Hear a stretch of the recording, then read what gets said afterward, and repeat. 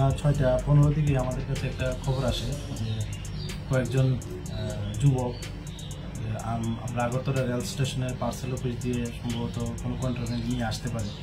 তো সেই সুবাদে আমরা যে সোর্স কাছ থেকে খবর পাই, তো সেই সুবাদে আমরা ওইখানে গিয়ে একটা মানে নাকার মতো বসিয়ে আমরা এবং আগরতলা যে আরপিএফ আছে আমরা সবাই মিলে একটা চক আউট করে আমরা একটা অ্যাম্বুশের মতো বসে তারপর লক্ষ্য করলাম যে 4 জন যুবক আমাদের 4টা পিক টু পিক নিয়ে আসছে। তো আমাদের সন্দেহ হয় যে হয়তো তারাই হতে পারে। তারপর আমরা একটা প্রিলিমিনারি একটা ব্যাগগুলি দেখেই আমরা সন্দেহ হয় যে না, এটার মধ্যে কোনো নার্কোটিক্স কিছু থাকতে পারে।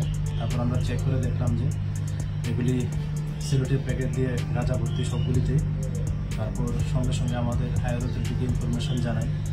তারপর ওনারাও আসেন এবং পার্সেল অফিসে আমরা এটার মাপচুপ করি।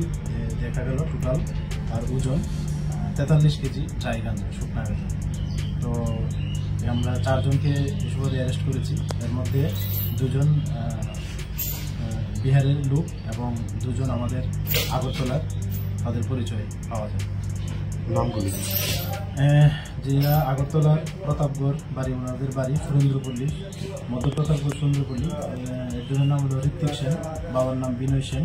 আর একজন হলো কিষাণ সরকার, বাবার নাম শ্যামল সরকার।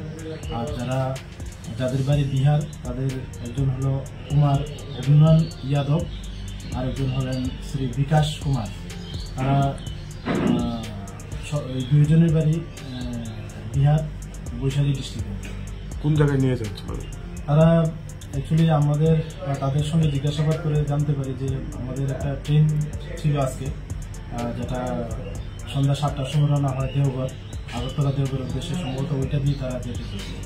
বাজার মূল্য কত হবে? বাজার তো এখন তো আমিও জানি না ঠিক, তবে হবে বাজার মূল্য এখন সম্ভবত 4-5 হাজার হবে পার কিলো আর কি।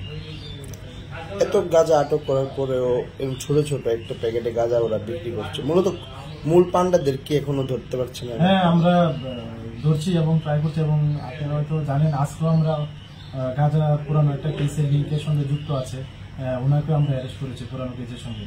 আমরা করছি, যথারীতি করছি। সামনেই লোকসভা নির্বাচন, কি নিরাপত্তা রয়েছে আপনাদের? বহিরাজ্য থেকে অনেক ট্রেন আসে। হ্যাঁ, আসে, এবং এর জন্য আমরা আরো চেকিং আরো বাড়িয়ে দিয়েছি। আমরা যোগেন্দ্রনগর জিরানিয়া স্টেশনে আমরা অলরেডি টিএসআর ক্যাম্প বসিয়ে দেওয়া হয়েছে।